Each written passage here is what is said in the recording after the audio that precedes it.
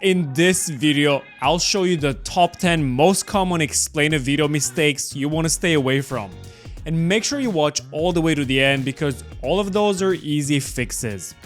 I'm Edward Stinger from the Explainer Company, and this is our YouTube series on explainer videos.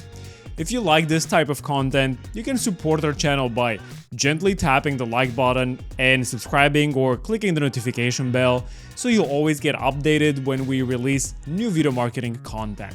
Alright, let's get straight to it. VOICEOVER. This one is such an obvious one that I still don't understand how people mess it up. I've seen so many projects where people try to save some money and either record a voiceover themselves or have someone on their team do it. But let's be honest, doing a great voiceover is not easy. So unless you're a professional, it will most certainly sound amateurish, both in terms of audio quality, but also the way you actually read the script. And the easy way to fix it is just hire a professional on websites such as Fiverr, VoiceBunny, Voices.com, sites where you'll find options for all budgets. Call to action. Alright, so you have a pretty good video, but you ended without any clear call to action. You can't just expect people online to go do the exact action that you like them without telling them what it is. So don't be shy, work on your call to action and make it clear. Sign up for a free trial, download our free report, schedule a demo, and so on. Going for the sale. This one is still related to the call to action at the end, and it's when people try to go for a hard sale at the end of an explainer video with a buy now type of call to action. An explainer video is not supposed to get you sales directly, but to explain what you do and why people should care, and basically serve as one of the first points of contact in your customer's journey from finding out about you for the first time and making a purchase. It's like going on a date with a girl and asking her to marry you after 5 minutes. It's gonna be a little awkward. Bad script. This is something that I see quite often as well. It's another one of those things where people try to save some money and write the script themselves instead of letting a professional do it. They think it's just a bunch of words, so it has to be easy, right? So what ends up happening is it turns into a sales speech where they only talk about the company and don't really address the consumer's needs and problems, trying to connect it to a solution that they can offer. There's a specific way to write for explainer scripts and take viewers through a journey, and you have to follow it. To find out more about that, check out some of the script writing videos on this channel. Target audience. This one is also related to the script writing process, and you have to know exactly who it is you're talking to. What gender they are, how old, what problems they have, what's the issue with any of the other solutions on the market, what values do they stand for, what words and phrases do they use, and so on. You have to investigate like a detective and put yourself in their shoes.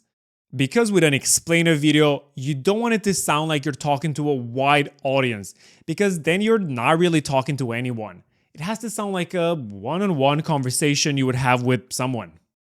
Multiple objectives.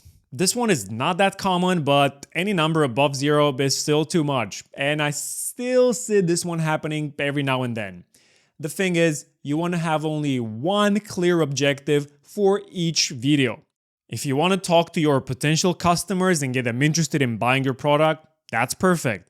But if in the same video you want to also address potential sales partner and get them interested to join your affiliate program, then it's just gonna get messy and confusing for anyone watching.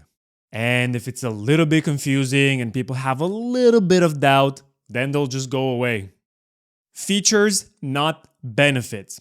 Think of features as the logical way to look at things and the benefits as the emotional impact of your features.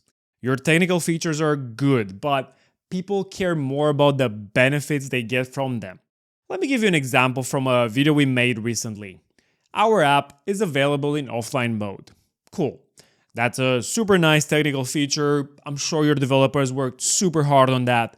But what's the impact of that? You could phrase it something like, even when you travel abroad and you don't have an internet connection, you can still access all your travel documents without having to worry about a thing. It's the peace of mind that the viewer wants, not the offline mode. All about you. This one is quite annoying because I see so many videos where people or companies only talk about themselves. We do this, our company does that, us, I, and so on. Now, don't get me wrong, it's perfectly normal to talk about yourself a little bit and mention we or our at least once or twice. But people are selfish and interested in what you can do for them. So if you only talk about yourself and not about them, they'll stop watching the video because they don't really care. Branding. Branding is super powerful and you have to use it to your advantage. There are some brands out there like Coca-Cola that are most probably recognizable by almost anyone on the entire planet. So do you think Coca-Cola would ever make a piece of content for their marketing that doesn't use their branding? Of course not. And the same for you. I'm sure you have some sort of color scheme at least, specific fonts you use all the time, and maybe even some brand guidelines. You want your content to be recognizable and familiar to your audience and keep branding consistency throughout. And this can also apply to script and voiceover, for example. If your entire company is more casual and laid back, maybe you can drop a few jokes in there or try to keep things light and funny. Whereas if you're making a video for a banking software, where the tone has to be more serious and corporate, a joke will probably not land very well or be on brand. Choose the right explainer company. Choosing the right company to work with can be challenging for sure, especially when there are so many options to choose from. An explainer video is an important piece of content that takes a lot of resources and time to produce, so you want to make sure you choose the best company to bring your vision to life. Obviously, the first thing you look at is their portfolio. Do they have great videos in a wide range of industries? Are the scripts good? What about the graphics and animation? Other things that you need to check are their testimonials, especially those on external websites, because anyone can write anything on their own website. And one other thing that actually gives a lot of depth to your decision is how well do they know their game? How do they talk about it on their blog or in their video content like this YouTube video, for example? You can also pick their brain in a meeting to see how confident they are in their abilities to deliver a great explainer video.